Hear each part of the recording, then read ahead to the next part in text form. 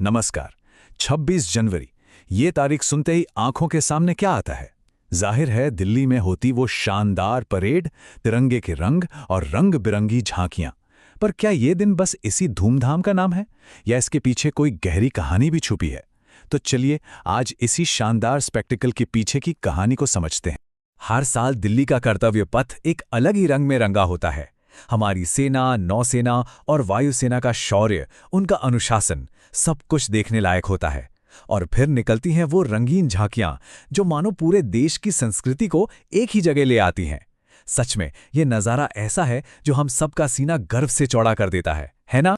लेकिन जैसा मैंने कहा, ये दिन सिर्फ एक परेड तक ही सीमित नहीं है। बिल्कुल नहीं, ये असल में भारत के इतिहास का वो टर्निंग पॉइंट है, वो मोड़ जिसने हमारे देश की तकदीर हमेशा हमेशा के लिए बदल दी। तो फिर सवाल वही है कि हम असल में सेलिब्रेट क्या कर रहे हैं? मतलब 26 जनवरी ही क्यों? कोई और तारीख क्यों नहीं? इस तारीख में ऐसा क्या खास है? चलिए आज इसी गुत्थी को सुलझाते हैं।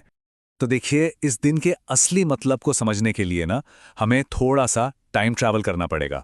हमें चलना होगा उस दौर में जब भारत आज़ाद तो था, पर पूरी तरह से अपने पैरों पर खड़ा नहीं हुआ था। मतलब हम सॉवरेन नहीं थे।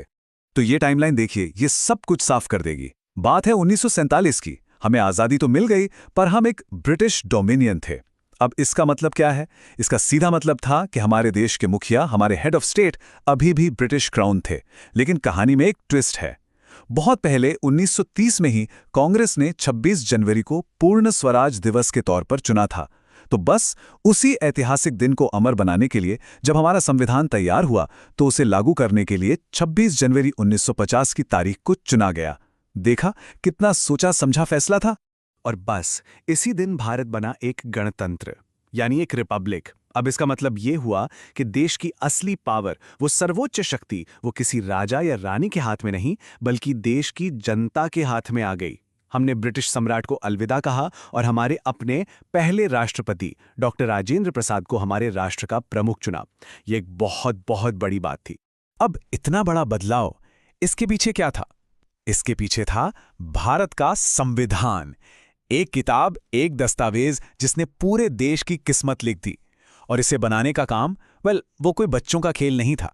ये एक बहुत बड़ा, बहुत चैलेंजिंग काम था।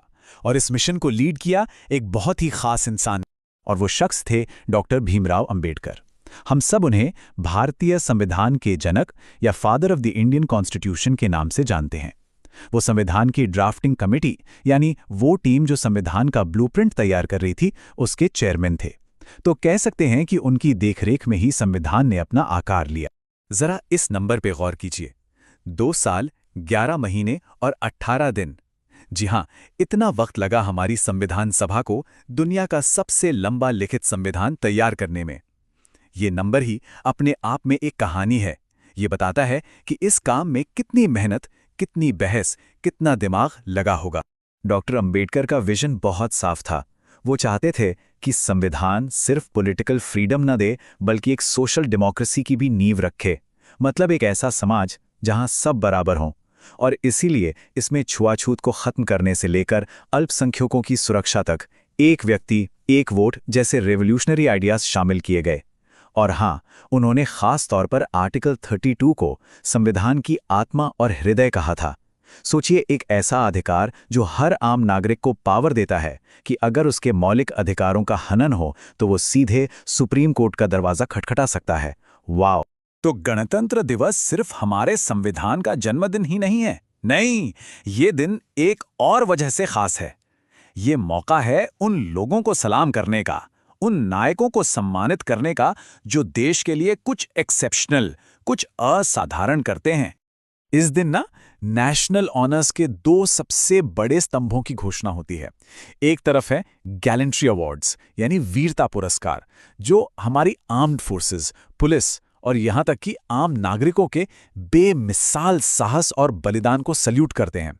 और दूसरी तरफ है पद्म पुरस्कार, जो कला, विज्ञान, समाज सेवा, मतलब अलग-अलग फील्ड्स में बेहतरीन काम करने वाले लोगों को दिए जाते हैं। अगर हम वीरता पुरस्कारों की बात करें तो इन्हें मोटे तौर पर 2 कैटेगरीज में बांटा गया है। पहले हैं वॉर टाइम अवार्ड्स, जो तब दिए जाते हैं जब हमारे जवान दुश्मन से लोहा ले रहे होते हैं। इसमें सबसे बड़ा सम्मान है परमवीर चक्र। और फिर हैं पीस टाइम अवार्ड्स, जो युद्ध के मैदान से दूर दिखाए गए साहस के लिए दिए जाते हैं, और इसमें सर्वोच्च है अशोक चक्र। ठीक इसी तरह पद्म पुरस्कारों के भी 3 लेवल हैं। ये देश के लिए की गई सेवा को रिकॉग्नाइज करते हैं। सबसे ऊपर है पद्म विभूषण, जो एक्सेप्शनल और डिस्टिंग्विश सर्विस के लिए दिया जाता है। उसके बाद आता है पद्म भूषण, जो हाई ऑर्डर की डिस्टिंग्विश सर्विस के लिए है। और फिर है पद्मश्री, जो किसी भी फील्ड में की गई डिस्टिंग्विश सर्विस को सम्मानित करता है। लेकिन जश्न और सम्मान के बीच एक बात याद रखना बहुत जरूरी है, वो ये कि एक रिपब्लिक होने का काम कभी खत्म नहीं होता। ये एक वादा है, एक प्रॉमिस जो कभी पुराना नहीं होता, और इसे निभाने की जिम्मेदारी हर जनरेशन की है। इस चुनौती को खुद डॉक्टर अंबेडकर ने बहुत पहले ही देख लिया था। 1949 में संविधान सभा में दिए गए अपने आखिरी भाषण में उन्होंने एक तरह से चेतावनी दी थी। उन्होंने कहा था कि 26 जनवरी 1950 को हम एक विरोधाभास वाली जिंदगी में कदम रखने जा रहे हैं। राजनीति में तो सब बराबर होंगे, पर समाज और अर्थव्यवस्था में गैर बराबरी होगी। और उन्होंने जोर देकर कहा था कि इस विरोधाभास को हमें जल्द से जल्द खत्म करना होगा। और यही सवाल इतने दशकों बाद भी आज हमारे सामने खड़ा है।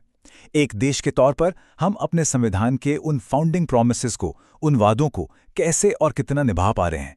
ये सिर्फ एक सवाल नहीं है, ये एक जिम्मेदारी है जिस पर हम सबको सोचना चाहिए। तो अगली बार जब 26 जनवरी की परेड देखें, तो उस शानदार नज़ारे के पीछे छिपे इस गहरे वादे को, इस जिम्मेदारी को जरूर याद कीजिएगा।